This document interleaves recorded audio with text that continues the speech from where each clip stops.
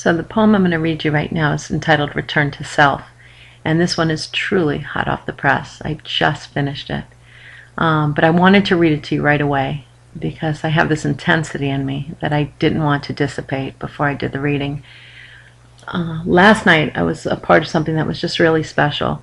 It was called a poetry slam, and a bunch of poets did performances and did readings and competed against each other.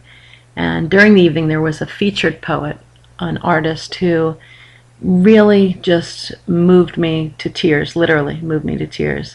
Did a performance just about his own journey, about with cancer, and a realization of how beautiful he was created and how that should just be enough.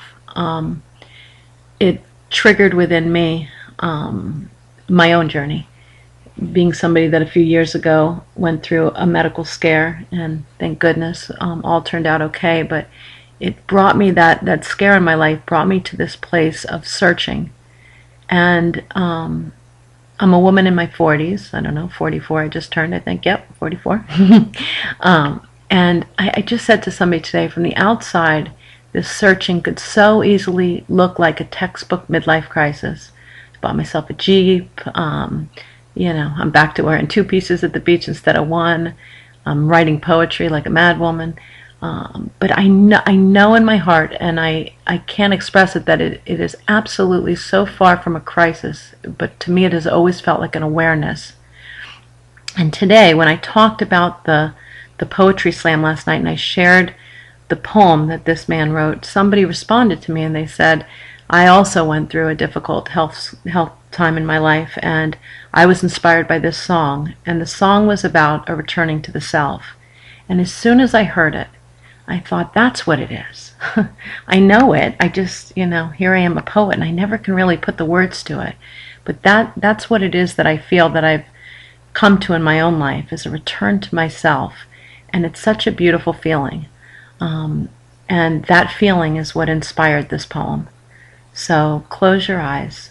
And although this one I write in a she, and people ask me all the time, is she me? And I tell them for the most part it is not. That I am in all these poems, but it is not autobiographical.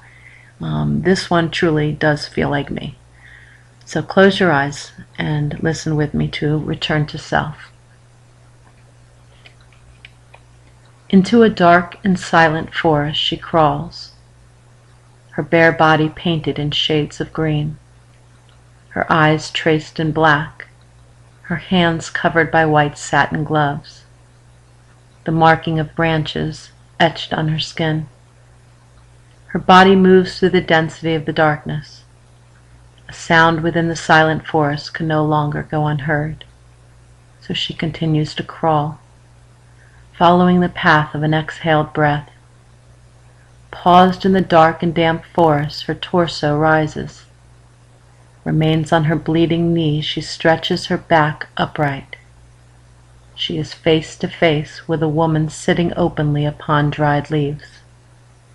Her bare body painted in white, her eyes traced in green, her hands exposed. She reaches for her. In a mirror-like connection, their fingertips touch. Their hands then join. Their bodies merge into one. In a dark, damp forest, there is a woman, bare body tie-dyed, crawling upon a bed of leaves.